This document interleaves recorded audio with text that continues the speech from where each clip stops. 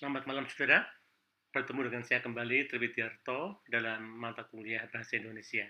Ya, untuk kali ini kita akan bahas bersama-sama tentang resensi buku yang sudah saya janjikan minggu lalu. Ya, baik. Nah, kemudian kita akan awali resensi buku ini dengan pengertian dulu. Apa itu resensi buku atau resensi? Ya, resensi karya ilmiah. Baik, saudara. Resensi buku ada suatu usaha untuk menilai, menimbang suatu buku atau karya seni yang lain untuk dapat diberikan rekomendasi. Apakah buku itu atau karya seni itu layak untuk dipublikasikan, dibaca orang lain, dan dinikmati oleh masyarakat. Jadi, dalam suatu resensi, maka Anda yang nanti meresensi buku itu harus pada satu simpulan akhir. Bagaimana nilai buku itu? Ya, apakah buku itu layak untuk dibaca orang lain, dinikmati masyarakat, ataukah buku itu tidak layak dinikmati masyarakat? Sehingga harus ada simpulan, ada komentar dari Anda tentang buku tersebut, saudara.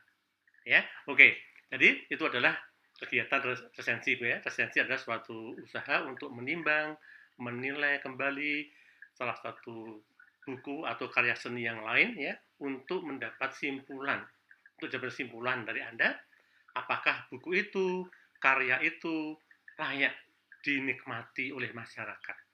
Jadi Anda punya tujuan untuk memperkenalkan pada masyarakat bahwa buku itu, karya itu layak untuk dinikmati atau tidak. Itu saudara ya. Nah, jadi saya katakan bahwa resensi ini tidak hanya buku saudara. Paling tidak ada 3 garapan resensi. Yang pertama adalah buku. Untuk kali ini kita bahas yang buku dulu, ya buku. Buku ini baik buku yang fiksi maupun non fiksi.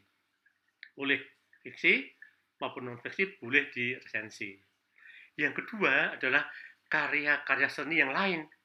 Misalkan patung, lagu,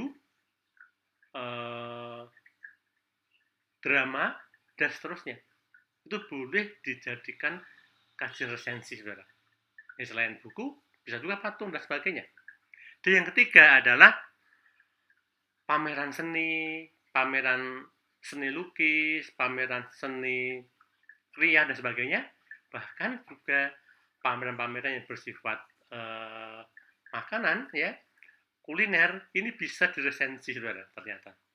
Ini dalam perkembangan selanjutnya, itu bisa diresensi.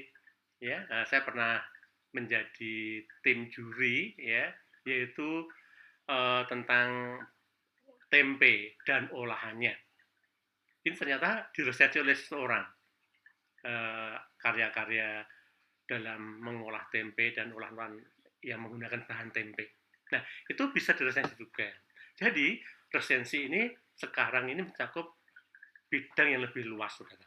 Tidak hanya buku, tapi juga bidang-bidang lain, khususnya bidang seni dan sebagainya.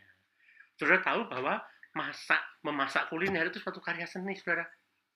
Ya, karya seni yang bisa dinikmati cita rasanya, sehingga itu suatu hal yang bisa diresensi dalam garapan ini.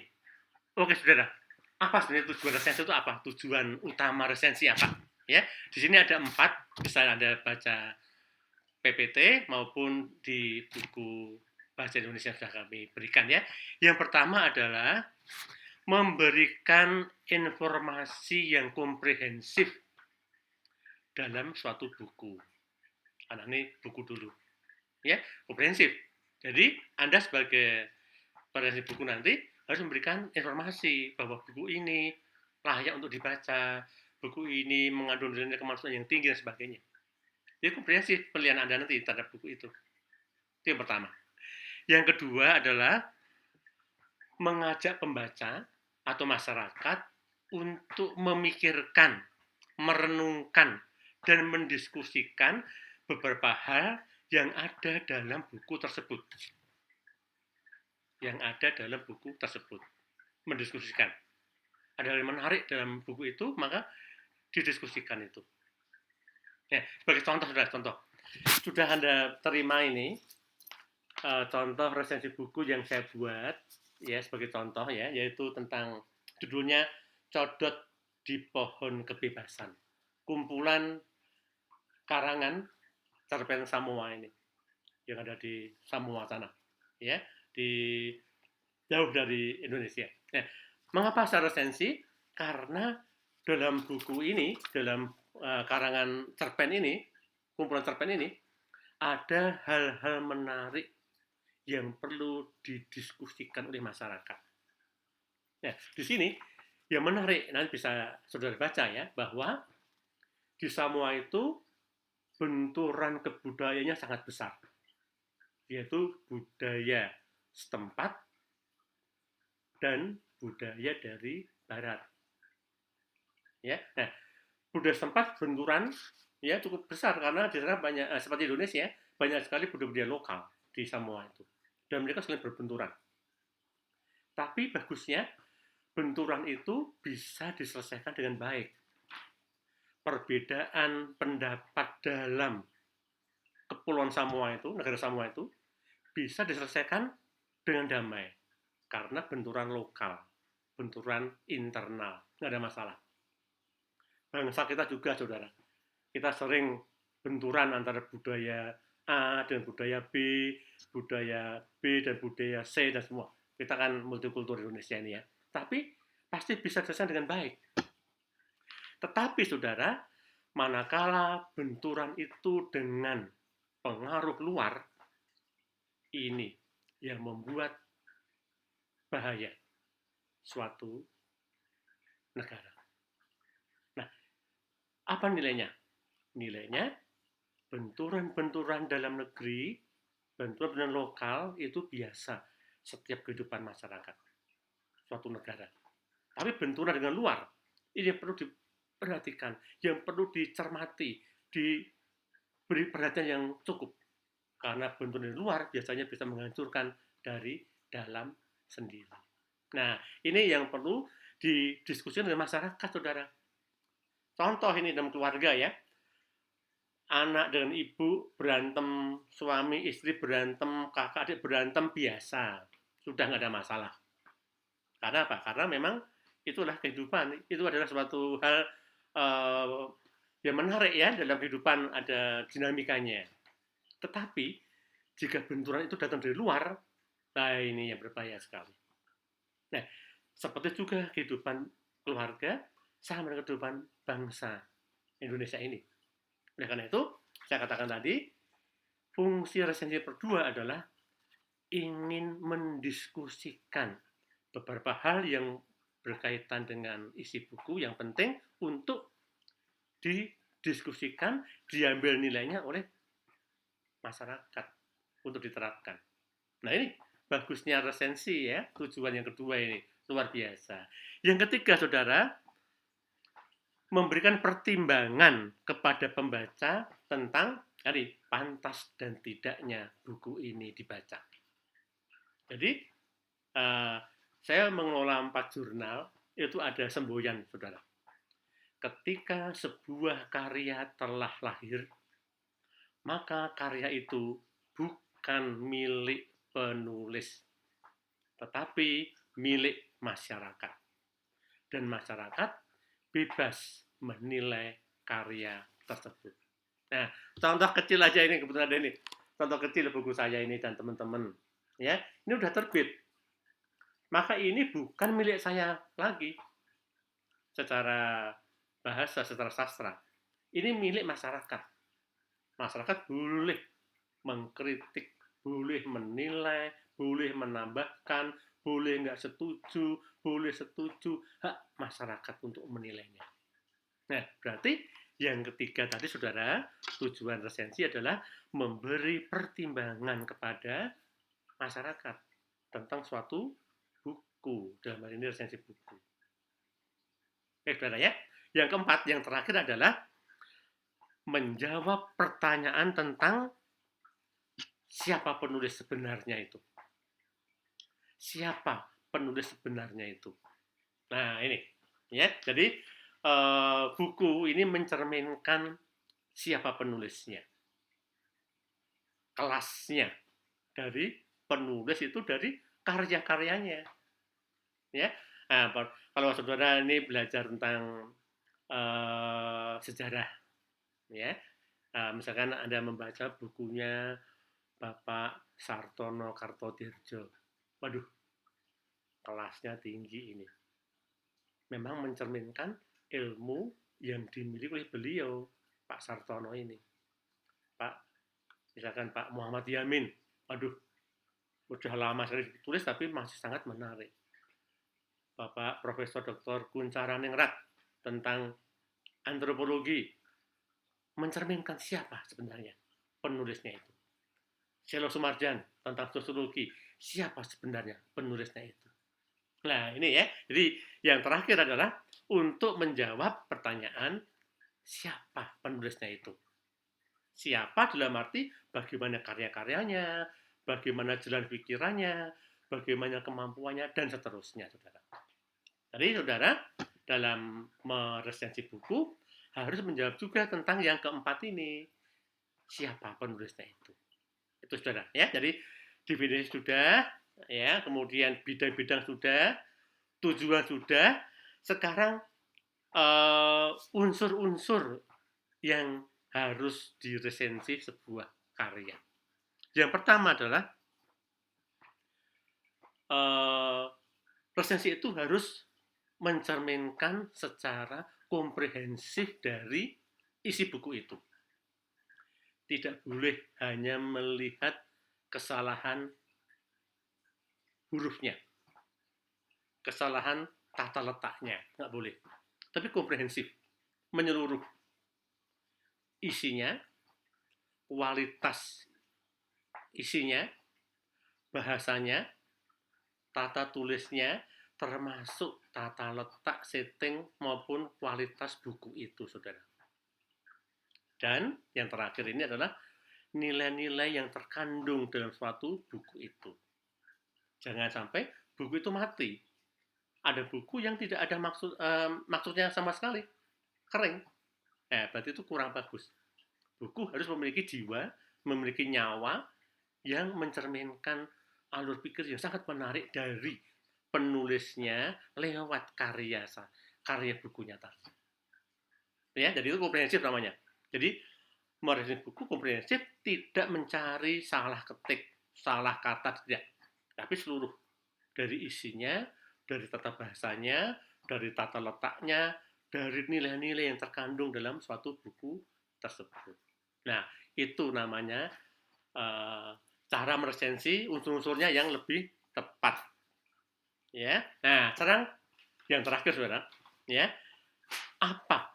bagaimana cara meresensi buku itu? Bagaimana caranya meresensi buku? Itu yang pertama, saudara. Maaf ya. Nah, ini contohnya yang sudah Anda terima. Yang pertama adalah pengantar, memperkenalkan resensi. Memuat yang pertama adalah ini, saudara, judul buku, apa judulnya, kemudian penulisnya siapa, kalau ada penerjemahnya siapa, kalau ada yang membuat kata pengantar siapa, ditulis lengkap, penerbitnya mana, tahun terbitnya kapan, halaman berapa, kalau perlu harganya. Nah, itu adalah identitas buku, memperkenalkan buku itu. Pertama judulnya, penulisnya, penerjemahnya kalau ada, ya kata pengantarnya, penerbit, tahun terbit, tebal buku, dan harga buku. Dan jangan lupa di-scan judulnya itu. Ya, judulnya di-scan untuk bisa dipertanggungjawabkan Anda pernah membaca buku tersebut. Oke ya? Nah, itu yang pertama. Yang kedua, memperkenalkan pengarangnya, saudara. Jadi, pengarang ini fokusnya dalam resensi buku. Akan diperkenalkan dulu pengarangnya itu. Mungkin tempat tanggal lahirnya, pendidikannya, buku-buku apa yang sudah ditulis. Ini perlu dijelaskan singkat saja. Dari situ orang bisa menilai, oh buku ini ternyata sudah buku yang keberapa ditulis, yang keberapa dan sebagainya. Ini mengantarkan pembaca untuk lebih mendalami buku itu. Itu ya. Kemudian seterusnya adalah membandingkan dengan buku sejenis. Jadi, misalkan tentang kumpulan cerita pendek ini, Anda bisa mengambil cerita pendek yang lain, dibandingkan. Bagaimana? Bagus mana? Boleh dibandingkan. Ya. Seterusnya adalah merumuskan tema buku. Temanya apa ini? Buku ini. Temanya apa?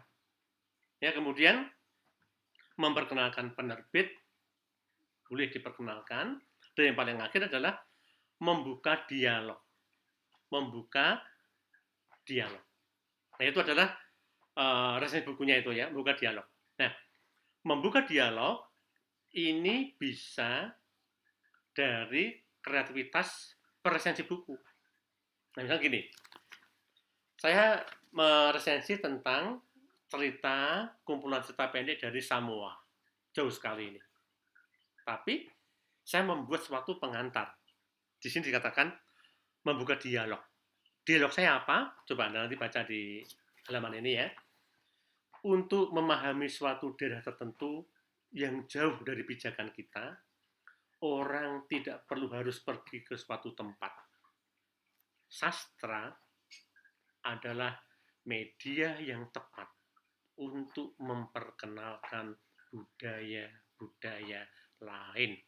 Nah, Anda nggak perlu pergi ke Samoa untuk mempelajari budaya Samoa lewat buku ini. Nah, berarti Anda punya kreativitas untuk membuka dialog sebelum buku itu dibahas. Ya, membuka dialog itu penting supaya pembaca bisa dibawa pikirannya, dibawa alurnya ke buku yang ingin saudara resensi mahasiswa. Itu ya, baik. Nah, kemudian setelah itu ada itu yang pertama tadi tentang pengantarnya ya. Yang kedua adalah tubuh dari resensi itu. Ya, berarti tubuh adalah ringkasan dari buku tersebut. Buku setebal 300 halaman, Anda bisa meringkas 1 atau 2 halaman folio atau kuarto. Buku setebal 500 halaman, Anda harus mampu meringkas 2 halaman kuarto. Bagaimana caranya? Caranya seperti yang saya ajarkan minggu lalu, membaca kritis. Dengan dibaca kritis, ya, maka Anda memahami apa makna dan intisari buku yang saudara resensi itu. Nah, makna intisari ini ditulis dalam tubuh resensi. Pengantarnya tadi mengantarkan tentang penulisnya, pengarang, penerbit, dan sebagainya. Yang kedua, tubuhnya adalah inti dari buku tersebut. Saudara, ada ketentuan ini ya. Dalam inti buku tersebut, Anda harus mengutip kutipan langsung dari buku tersebut sebagai pertanggungjawaban bahwa Anda benar-benar telah membaca buku tersebut. Ya, jadi Anda harus kutip berapa alinea yang menjelaskan intisari dari buku tersebut, saudara. Nah, di sini, saudara, kalau Anda lihat ya di tugas yang sudah saya berikan ya, ini saya mengutip halaman 102 dan 103. Coba Anda baca ya. Saya baca ya. Kekuatan utama karya sastra Albert Wen ini adalah kemampuannya penulis dalam mengapresiasikan pertentangan moral masyarakat Samoa antara tradisional dan modern. Nah, jadi saya membaca bahwa penulisnya ini luar biasa dalam mengakomodasi pertentangan antara tradisional dan modern. Bisa diselesaikan dengan bagus. Nah, itu inti dari buku tadi, saudara. Yang tebalnya 253 bisa saya ringkas menjadi 2 halaman. Ya, intinya itu intinya, saudara. Nah, saudara, yang terakhir adalah simpulan atau penutup. Nah, dalam penutup ini harus ada nilai-nilai kemanusiaan yang Anda tonjolkan dalam buku tersebut yang bisa digunakan untuk kemaslahatan kita bagi masyarakat luas. Nah, nilai apa dalam buku ini? Ini saya katakan sendiri dan terakhir, saudara ya. Secara ringkas, karya sastra ini menghapus benturan antar budaya asli Samoa dengan budaya asing. Akhirnya bisa dihapus benturan itu dengan cara yang sangat bagus. Caranya seperti apa? Nah, biar membaca sendiri pembaca masyarakat yang lain buku itu. Jadi Anda hanya meringkas, memberikan penilaian, dan sebagainya. Nah, apa simpulannya? Simpulannya, buku ini, saya berikan simpulan ya, layak untuk dibaca oleh masyarakat. Karena mengandung nilai-nilai yang sangat tinggi. Oke, itu saudara ya. Jadi, ini untuk menjelaskan tugas yang harus Anda kerjakan secara kelompok itu. Oke, saudara. Itu ya, sedikit tentang resensi buku. Semoga Anda bisa mengerjakan tugas dengan baik. Salam, selamat belajar.